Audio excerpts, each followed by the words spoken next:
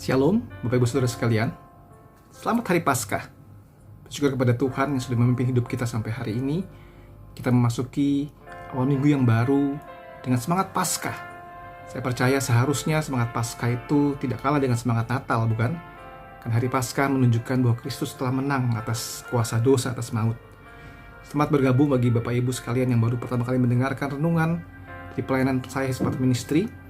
Kiranya renungan yang saya sampaikan boleh menjadi berkat buat kita semua. Feel free untuk bisa subscribe channel ini dan kemudian bisa bagikan kepada orang-orang lain. Saudara, tema renungan saya pada pagi hari ini adalah tentang karena salibmu ku hidup. Saudara, kita semua tahu lagu ini. Saya putarkan backgroundnya, background lagu ini. Dikatakan di situ, hanya kaulah Tuhan hidupku, kau berikan hidup yang baru, darahmu menyucikan, pulihkan hatiku, kaulah segalanya. Refrennya berkata dengan sederhana, karena salibmu ku hidup, karena salibmu ku menang, kau yang berkuasa, sanggup untuk melakukan mujizat di dalam hidupku. Setelah mari kita berdoa terlebih dahulu. Tuhan, kami bersyukur sekali karena pada hari ini bersama-sama kami boleh menikmati anugerah besar, yaitu Hari Paskah, Hari Kebangkitan Kristus. Ya Tuhan, berkatilah waktu perenungan pada saat ini, kiranya setiap kami boleh mendapatkan berkat dari Tuhan. Yesus Kristus kami bersyukur dan berdoa. Amin. Saudara, pembahasan kita berjudulkan Hari Karena Salibmu Ku Hidup, saudara. Beberapa hal yang saya ajak kita sama-sama renungkan. Yang pertama adalah begini. Mengapa karena salib Kristus kita hidup? Karena Kristus menggantikan kita menerima kutuk dosa. Atau dalam bahasanya dikatakan substitusi. Kita lihat dari dua bagian firman Tuhan. Galatia 3 ayat 13. Kristus telah menebus kita dari kutuk hukum Taurat dengan jalan menjadi kutuk karena kita. Sebab ada tertulis, terkutuklah orang yang digantung pada kayu salib. 1 Petrus 2 ayat 24. Ia sendiri telah memikul dosa kita di dalam tubuhnya di kayu salib, supaya kita yang telah mati terhadap dosa, hidup untuk kebenaran. Oleh bilur-bilurnya kamu telah sembuh. Puji Tuhan, saudara. Kristus menggantikan kita menerima kutuk dosa. Kita pernah bayangkan di dalam sebuah lambang salib, seharusnya kitalah yang ada di salib itu, saudara. Tapi Kristus menggantikan kita. Dia menerima hukuman dosa, menerima kutuk dosa. Itu dia bergumul dalam Taman Getsemani, dia berkata, jikalau mungkin cawan ini berlalu daripadaku, seharusnya saudara kitalah yang minum cawan pahit murka Allah. Harusnya kitalah yang dihukum, harusnya kita yang disalib. Tapi puji Tuhan, Kristus rela menggantikan kita dan dia menerima kutuk dosa. Karena salibmu ku hidup. Yang kedua, karena salibmu ku hidup, Kristus memperdamaikan Allah yang Maha Kudus dengan manusia yang berdosa, atau disebut juga rekonsiliasi. Saya bacakan dari dua bagian juga. Kolose 1 ayat 20. Dan oleh dialah ia memperdamaikan segala sesuatu dengan dirinya, baik yang ada di bumi maupun yang ada di sorga. Sesudah ia mengadakan perdamaian oleh darah salib Kristus. Jikalau kamu yang dahulu hidup jauh dari Allah dan yang memusuhinya dalam hati dan pikiran seperti yang kita dari perbuatanmu yang jahat, sekarang diperdamaikannya dalam tubuh jasmani Kristus dan oleh kematiannya, untuk menempatkan kamu kudus, tak bercela dan tak bercacat di hadapannya.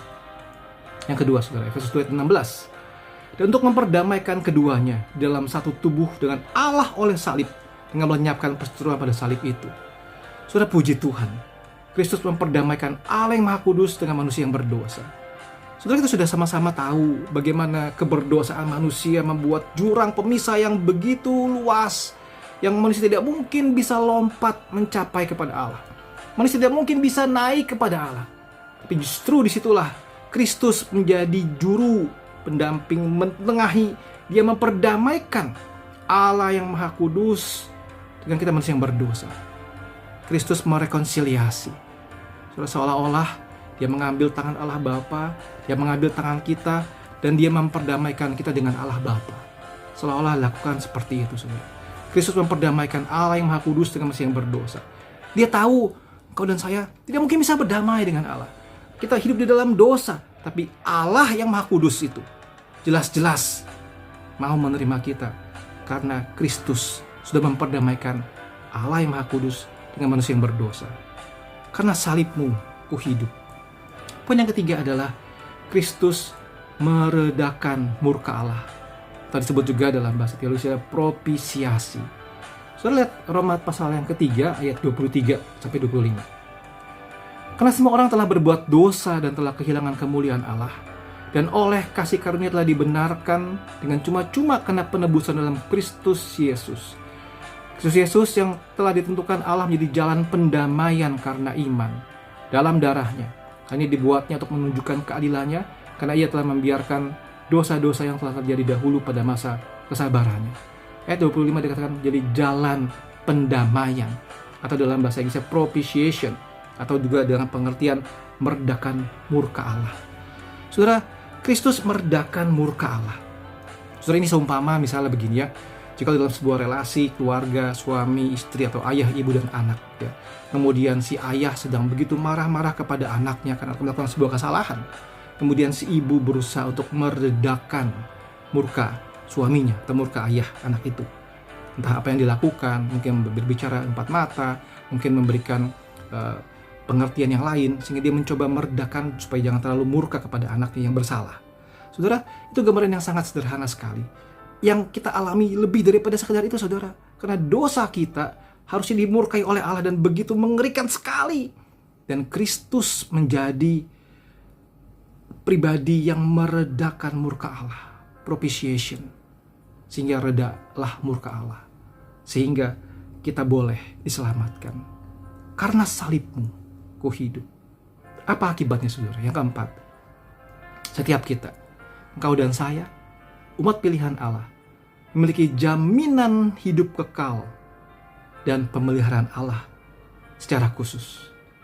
1 Korintus 15 ayat 26, musuh yang terakhir yang dibinasakan ialah maut. 1 Korintus 15 ayat 54 sampai 57. Dan sesudah yang dapat binasa ini mengenakan yang tidak dapat binasa, dan dapat mati ini mengenakan yang tidak dapat mati, maka akan genaplah firman Tuhan yang tertulis, mautlah ditelan dalam kemenangan.